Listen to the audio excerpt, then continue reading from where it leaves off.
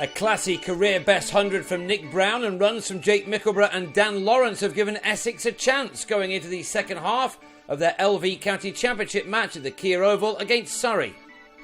The home side resumed their first innings on 293 for 5 on the second morning, and Stephen Davis was soon into his stride once again. He'd started a game with 69 runs to his name, and a second three-figure score in his first two matches looked likely on a pitch which had yet to offer much at all for the bowlers. But from nowhere, he produced a fault shot off David Masters and gave Jesse Ryder a catch in the covers to go with 81 runs to his name. Still, at 311 for 6, Surrey were still well placed, and with Gary Wilson and Gareth Batty looking in fine fettle, a total in excess of 400 looked likely. Not a bad return at all after being asked to bat on the opening morning. But with the score on 340, the wheels fell off. The last 4 wickets fell in 13 balls without a run being added. On 46, Wilson was legged before to Graham Napier, who bowled with intent. Monty Panesar then followed the advancing Batty, who on 10 turned the ball into the hands of a well-placed Kishan Villani. Napier then finished things off in a hurry. Tom Curran edged to Ryder, before Matt Dunn had his stumps demolished 2 balls later, as Surrey, at one point on 243 for 3, had to make do with a final total of 340. They had 11 overs before lunch to try to take some wickets themselves, but both Browne and Mickleborough held firm, as they were to do, for 41 overs overall, as they showed what could be achieved on this pitch with the right application and determination, something the second division favourites will have to put up with all summer long.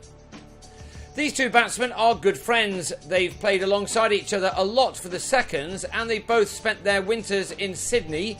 They know each other's games well too, and so were able to complement each other against a Surrey attack which huffed and puffed but was not able to even rock the house. They weren't helped by an injury to Jade Dernbach, who had to go off with a side strain and was never at his best when on the field. That, though, is to take nothing away from these two openers.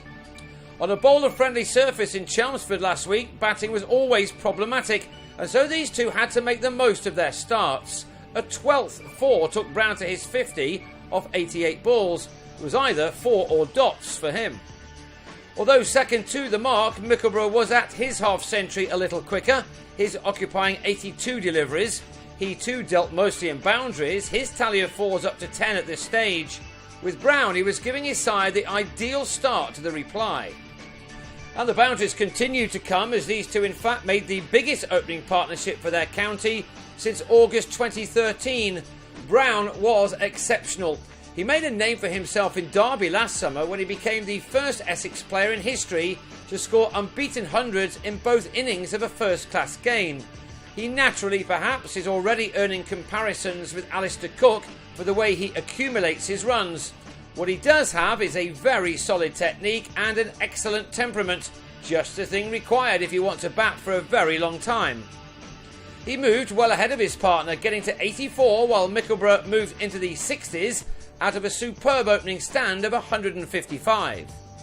Then at last, Batty had some success just before tea, as Mickleborough for once missed a sweep shot and was legged before for 61. It had taken a long time. And the wicket wasn't followed up quickly with another either. Lawrence came in for just his third first-class innings and was soon finding the boundaries.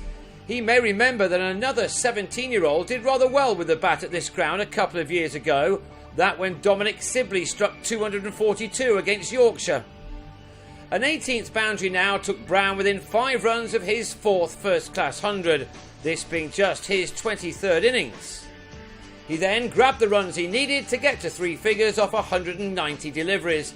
It had been some knock from the 24-year-old who had to wait until last summer to finally get an opportunity regularly in the Essex first team.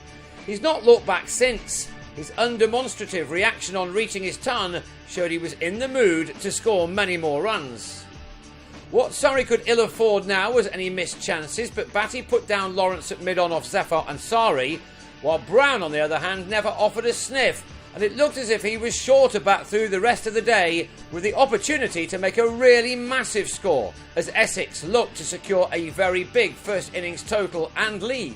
The visitors have some big hitters to come to push the scoring rate up, not that Lawrence was a slouch as he went over the top for this 6. Another century stand was added by these two, the runs coming much quicker towards the end of the day as the Surrey attack understandably tired.